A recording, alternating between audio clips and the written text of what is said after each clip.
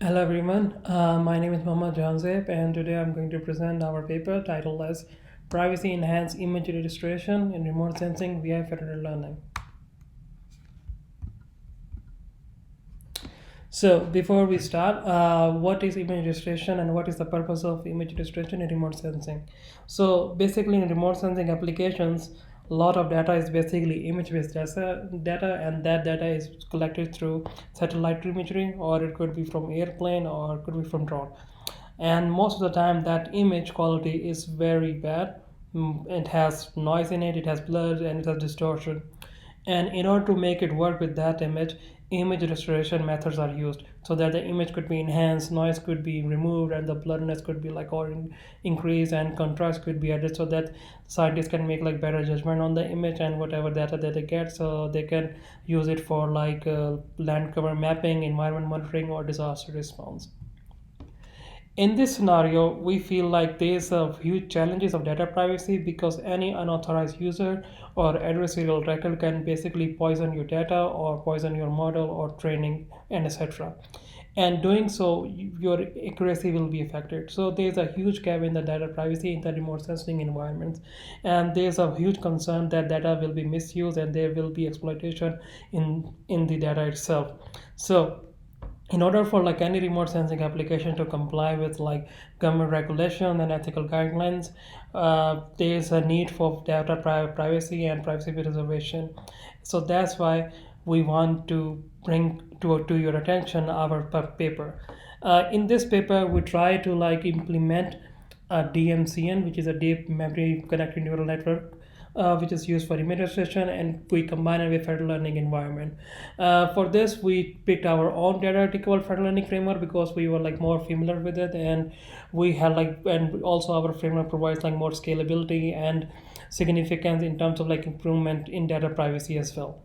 So in order to do that, we wanted to leverage the efficient systems of image registration and the fed learning so that we can address data privacy constraint in the remote sensing.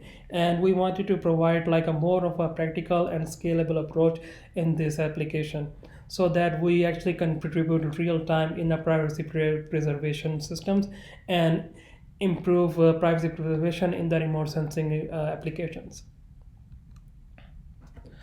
From the proposed solution point of view, as you can see in the diagram, we listed the two architectures where we combined DMCN and the DFL architecture. In the DMCN, we have a basic block 7, and it has downsample and upsample units, which are the basic parts of the deep memory convolutional neural network. And then we combine it with our DDFL combination, which is more like a federated learning environment. So as you can see from the diagram, we have clients and we have one master node. So clients handle the local training on the data that is collected by itself.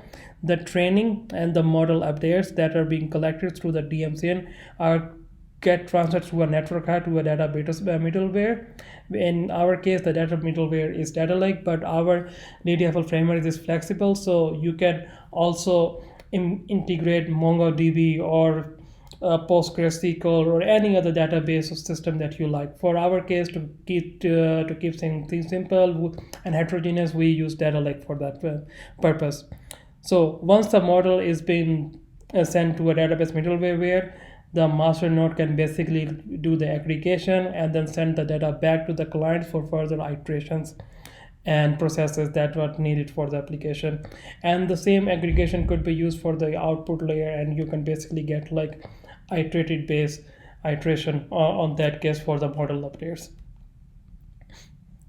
So if we go down further in the training process, like I said, the clients perform the local training here and then send the model to the network hub. The network hub basically sends the data to the database middleware to the gRPC calls. That gRPC call is basically handled through a gRPC server, which is also deployed on the master node. And the gRPC client, it listens to those gRPC calls and basically handles requests and handles all the operations that are needed for the iteration and aggregation. So basically, whenever the model completes its training, it basically sends a message to the client that, hey, we have model training completed or aggregation is completed, so you can basically collect a new model update from the database middleware and basically do the next iteration and vice versa. From the data privacy emphasis point of view, we basically implement a symmetric encryption for keeping our data privacy plain and simple. And also because using symmetric encryption, it's like more easier to like actually handle the models and encrypt them and decrypt them. Initially, when we use symmetric encryption, we transfer the keys in the beginning from nodes so that it's easier to decrypt and encrypt them whenever it is needed. And basically by doing that, we actually have like a hierarchy of symmetric encryption and collaborative model training, and in this way we ensure the data privacy is maintained through all the training process. And not only it helps us to like improve or like maintain the quality of image registration, but it also ensures the confidentiality and integrity of the sensitive data itself.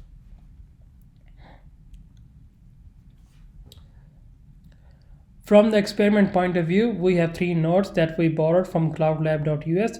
Each of the node has 377 GB of RAM. It runs on Intel Xeon CPU, has like a very good Ethernet for data transfer, and we use Tesla GPU for model training.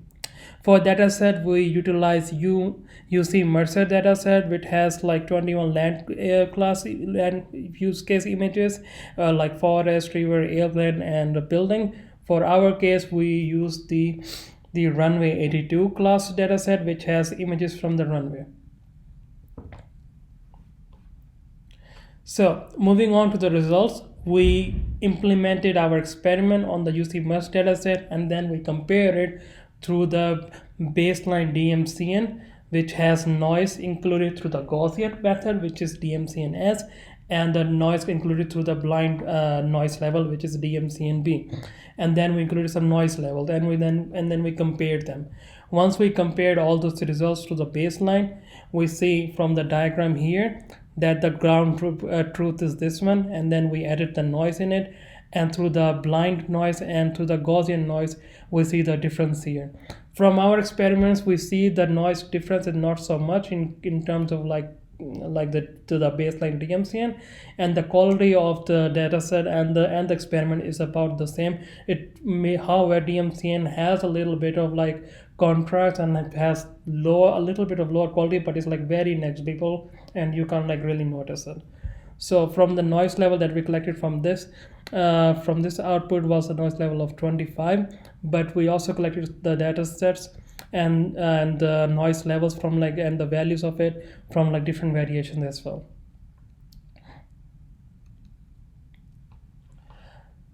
From the conclusion, we see like the integration of DMCN with DDFL is highly important, because it not only maintains the privacy reservation, but we also says like by aiming that we basically says like the image registration could be done in any federal learning or privacy preservation model. And it's very important for us because right now a lot of companies' concern is the privacy preservation, and we are unable to like fully incorporate privacy preservation in most of our sensitive applications.